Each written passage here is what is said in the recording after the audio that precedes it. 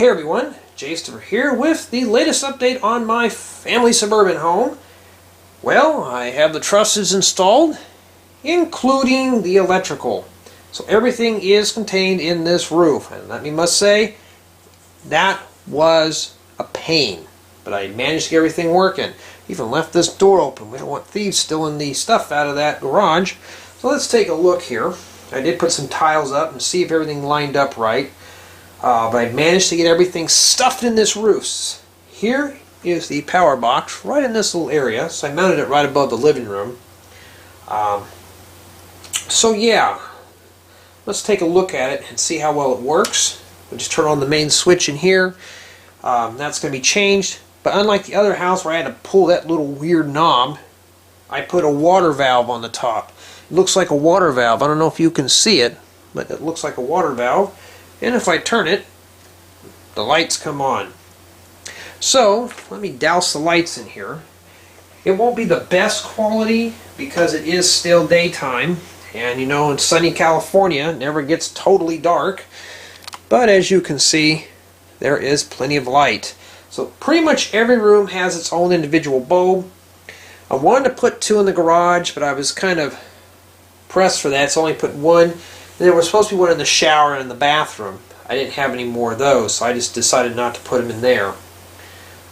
So the shower and in the closet, I mean. So these two little rooms do not have a light. I have one in the hallway, the front bedrooms, everything has got lights. I even have a light here on the front porch. That's the first time I've ever did that. I was going to put lights in the backyard, but then again I'd have to buy another 6 or 8 things of lights, and I didn't really want to deal with it. So yeah, it looks almost like a strand of Christmas lights.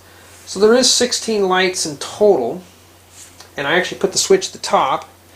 I gotta hide this somehow, maybe make a vent or something, but yeah, it works pretty good. And let me turn on these lights again so we can see better, because it's obviously dark when I turn that off. So really nothing much has changed. I did pretty much work a little bit more in the laundry room. Everything else, I still got to put carpeting in it. I'm not a big fan of sticking plates down. And let me get in here and grab one of these plates. I want to show you this color. Not that color, because we already seen dark gray. But this nice puke throw-up color looks good for carpeting. Or it could even be used for flower beds. Let's take a look. So see, yeah, I mean, this would really look good for a flower. Because, you know, where I'm at, this is the color of our soil.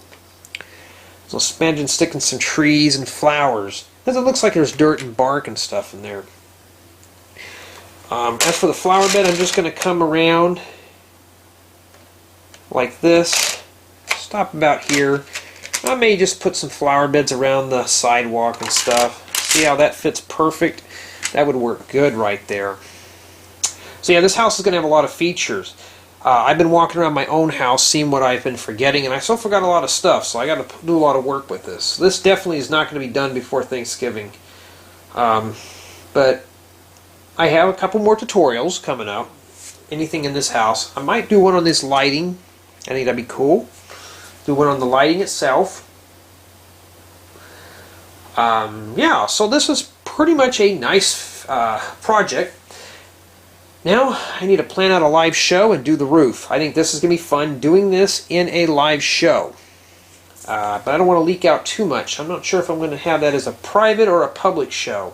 I haven't made my mind up on that yet.